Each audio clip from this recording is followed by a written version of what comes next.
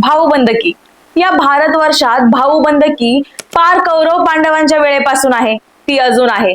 भावा जिथे प्रेम नाही तिथे स्वतंत्रता कशी नांदेल, मोक्ष कसा राहील. साने गुरुजींच्या श्यामची आई पुस्तकात भाऊबंदकीच्या वादाबद्दल सांगितलंय.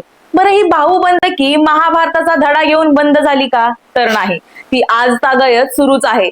आत्ताच काय, जिथे राजे महाराजे यापासून वाचले नाही तिथे आपली काय गोष्ट करता. आता ही भाऊबंदकी नेमकी कशी होती, सत्ता आणि गादीसाठी कोण कोणात भांडणं झाली आणि यावर सोल्युशन काय निघालं, हेच पाहणार आहोत प्राईम संवादच्या आजच्या भागात. नमस्कार, मी सारिका. प्राईम संवाद या युट्यूब चॅनल वरती आपणा सर्वांचं स्वागत करते. सातारा गादी आणि कोल्हापूर गादी यांच्या छत्रपती शिवाजी महाराज आणि छत्रपती संभाजी महाराजांच्या निधनानंतर काय संघर्ष झाला हे आपल्याला माहितच आहे. पण तुम्हाला हे माहितीये का की जगात जेव्हा सरहद्दी नव्हत्या तेव्हा आपल्या भारतात आणि त्याही पेक्षा आपल्या महाराष्ट्रात बॉर्डर निर्माण झाली होती. ही बॉर्डर होती याच दोन जिल्ह्यातील. आता हे कसं काय, असं काय घडलं होतं नेमकं? भाऊबंदकीची भांडणं श्रीराज्यातही सुरू होती, ती मिटली की सुरूच राहिली. भावातही एक तह करावा लागला.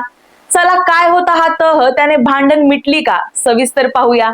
छत्रपती शिवाजी महाराज आणि छत्रपती संभाजी महाराजांच्या निधनानंतर सुरू झालेली सातारा आणि कोल्हापूर घटनांची मालिका पुढे अनेक दशकं चालत राहिली होती.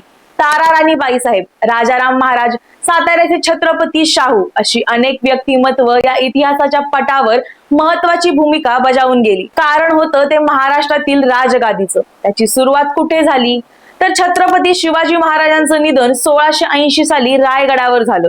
संभाजी महाराज आणि राजाराम महाराज हे त्यांचे पुत्र. संभाजी महाराजांच्या आई सईबाई आणि राजाराम महाराजांच्या आई सोयराबाई या होत्या. शिवाजी महाराजांच्या मृत्यूनंतर संभाजी महाराज राज्यकारभार पाहू लागले. 1689 साली औरंगजेबाच्या कैदेतच त्यांचा मृत्यू झाला. यावेळेस त्यांच्या बरोबर त्यांचा मुलगा शाहू यांनाही औरंगजेबाने कैद केलं होतं. संभाजी महाराजांच्या निधनानंतर राजाराम महाराज काही काळ महाराष्ट्रात राहिले आणि ते तमिळनाडूतल्या जिंजी इथल्या मराठी स्वराज्याच्या मुलखात गेले. तिथून ते महाराष्ट्र आणि जिंजीचा कारभार रामचंद्र पंत, अमात्य बावडेकर, संताजी घोरपडे, धनाजी जाधव यांच्या सहाय्याने चालवत होते. तिथे 8 वर्ष राज्यकारभार केल्यानंतर 1698 साली ते महाराष्ट्रात परत आले. त्यानंतर त्यांच्या मृत्यूपर्यंत 1700 पर्यंत ते महाराष्ट्रातच होते. वयाच्या 30व्या वर्षी त्यांचं सिंहगडावर निधन झालं. राजाराम महाराज यांच्या निधनानंतर त्यांची पत्नी तारा राणी यांनी आपला मुलगा शिवाजीराजे दुसरे यांना गादीवर बसवून राज्यकारभार सुरू केला. तारा राणी या हंबीरराव मोहिते यांच्या कन्या होत्या. त्यांना महाराणी ताराबाई असंही म्हटलं जातं, हे आपल्याला माहितच आहे. इतिहास अभ्यासक इंद्रजित सावंत म्हणतात, राजाराम महाराज यांना शाहू महाराज मुघलांच्या कैदेतून सुटून परत येतील आणि ते राज्यकारभार सांभाळतील असं वाटायचं.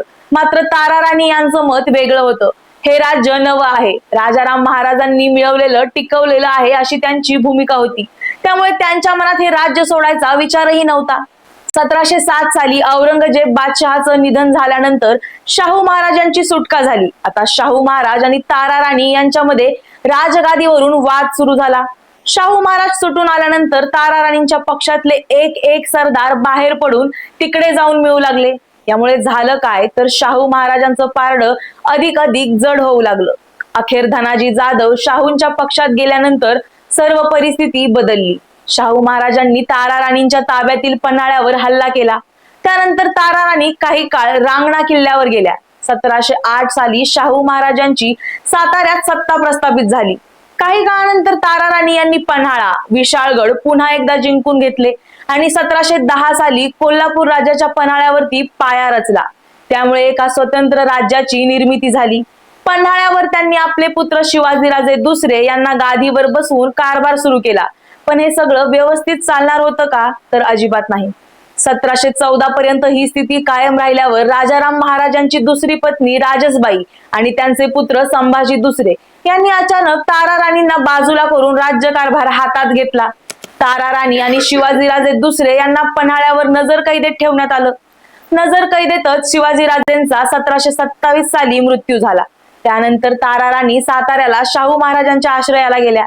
1731 साली शाहू महाराज आणि कोल्हापूरचे संभाजी दुसरे यांच्यामध्ये वारणेचा तह झाला. या संभाजीराजांना दक्षिण संभाजी म्हटलं जायचं. वारणा नदीच्या उत्तरेस शाहू महाराज यांचं सातारा संस्थान आणि दक्षिण संभाजी यांचं कोल्हापूर संस्थान अशा दोन राजगाद्या तयार झाल्या। त्यावेळी तह जखीनवाडी गावी झाला होता। वारणा नदी दोन्ही राजांची सीमा बनली। त्यानंतर दोन गाद्या निर्माण झाल्या, एक सातारची गादी आणि दुसरी कोल्हापूरची गादी। तो वारणेचा तह म्हणून प्रसिद्ध झाला। तह 13 एप्रिल 1731 रोजी झाला। त्यापैकी काही अटींचं पालन झालं तर काहींचं नाही। सदरील तहातील 5वे कलम खूप काही सांगून जातं। ते सांगतं, तुम्हाशी जे वैर करतील त्यांचे पारिपत्य आम्ही करावे, आमासी जे वैर करतील त्यांचे पारिपत्य तुम्ही करावे, तुम्ही आम्ही एक विचारी राजभिवृद्धी करावी। तहाची आठवण म्हणून शाहू राजांनी गावाला 2 तलवारी भेट दिल्या होत्या। त्या गावच्या मळाई देवी मंदिरात आहेत। काय होती या तहाची इतर कलम हेही पाहूयात। कलम 1 इलाखा वारून महाल तहत संगम दक्षिण तीर कुल दुतर्फा मुलुक दरबोस्त देखील ठाणी व किल्ले तुम्हास दिले असत। कलम 2 तुंगभद्रेपासून तहत रामेश्वर देखील संस्थाने निमे आम्हाकडे ठेवून निमे तुम्हाकडे करार करून दिली असत। कलम 3 किल्ले कोपळ तुम्हाकडे दिला, त्याचा मोबदला तुम्ही रत्नागिरी आम्हाकडे दिला। कलम 4 वडगावचे ठाणे किल्ला पाडून टाकावे।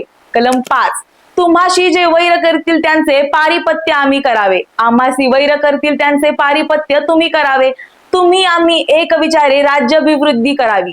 कलम 6 वारणेच्या व कृष्णेच्या संगमापासून दक्षिण तीर्थहत निवृत्ती संगम तुंगभद्रे पावते, दरोबस्त देखील गड ठाणी तुम्हाकडे असत। कलम 7 कोकणात साळशी पलीकडे तहत पंचमहाल अकोले पावेतो दरोबस्त तुम्हाकडे दिली असत।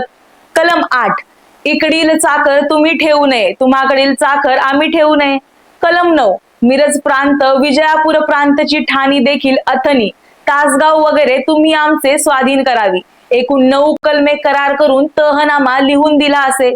सदरहू प्रमाणे आम्ही चालू, यास अंतर होणार नाही असे या तहात लिहिण्यात आलं होतं। या तहान्वये दोन्ही छत्रपतींनी दोघांचेही दर्जा समान असल्याचे मान्य केले आणि त्यांना राज्यांच्या सीमा ठरवल्या। त्यामुळे छत्रपती घराण्यातील भाऊबंदकी कायमस्वरूपी संपुष्टात आली। 1731 नंतर कोल्हापूर व सातारा छत्रपतींदरम्यान एकही लढाई झाल्याचा किंवा वैमनस्य उद्भवल्याचे उदाहरण इतिहासात तरी नाही। उलट दोन्ही छत्रपती नेहमी एकमेकांकडे राहायला जात असल्याची अनेक उदाहरणं पाहायला मिळतात। दोन्ही छत्रपतींच्या बंधुत्वाचे व सलोख्याचेही अनेक पुरावे इतिहासात मिळतात। आपले बंधू छत्रपती शाहू महाराजांच्या भेटी करता पन्हाळगडाहून संभाजी महाराजांनी साताऱ्यास येणे केले, तेव्हा साताऱ्याहून शाहू महाराज संभाजी महाराजांच्या स्वागतासाठी जखीनवाडी येथे आले होते। छत्रपती राजबंधूंच्या भेटीच्या दिवशी जखीनवाडी व वाठारपर्यंत 2 लाख लोक उपस्थित होते। दिनांक 27 फेब्रुवारी 1731 रोजी संभाजी महाराज व शाहू महाराजांची भेट झाली। तोफांची सरबत्ती झाली। शाहू महाराजांसोबत संभाजी महाराज साताऱ्यास आले। अदालत राजवाड्यामध्ये महाराजांच्या राहण्याची व्यवस्था करण्यात आली। 2 महिन्यांच्या मुक्कामात छत्रपती संभाजी महाराजांना अनेक सरदारांनी शाही मेजवान्या व नजराणे दिले होते। शाहू महाराजांनी शेकडो जातीवंत घोडे, हत्ती, जडावांचा खंजीर, पोशाख व रोख 2 लाख रुपये महाराजांना भेट दिले। वारणेच्या तहानंतर सातारच्या छत्रपती शाहू महाराजांनी कोल्हापूर राज्याची वारंवार काळजी घेतली होती। कोल्हापूर राज्य विरुद्ध कुणी सरदार काही हालचाली करत असेल तर त्यास शाहू महाराजांनी खडसावलेली पत्र आजही आपल्याला पाहायला मिळतात। शाहू महाराजांच्या अत्यंत लाडक्या बाजीराव पेशवे यांनी जेव्हा कोल्हापूर राज्याची काही गावं लुटली तेव्हा त्यांनी कान उघडणी करण्यासही शाहू महाराजांनी कमी केलं नव्हतं। उलट ते म्हणायचे की आमच्या बंधूंशी म्हणजेच कोल्हापूरच्या छत्रपतींशी युद्ध करणं म्हणजे खुद्द आमच्याशी युद्ध। या वाक्यातच कोल्हापूर सातारा छत्रपतींच्या संबंधाचं सार सामावलं असल्याचं दिसून येतंय। आजही दोन्ही घराण्यातील विद्यमान वंशजांना एकमेकांप्रती आदरभाव आहे, हे आपण जाणून आहोतच। याबाबत तुम्हाला काय वाटतं? अजून अशा कोणकोणत्या गोष्टींबाबत जाणून घ्यायला तुम्हाला आवडेल हे आम्हाला कमेंट मध्ये नक्की सांगा आणि प्राईम संवाद या YouTube चॅनलला सबस्क्राईब करायला विसरू नका। धन्यवाद।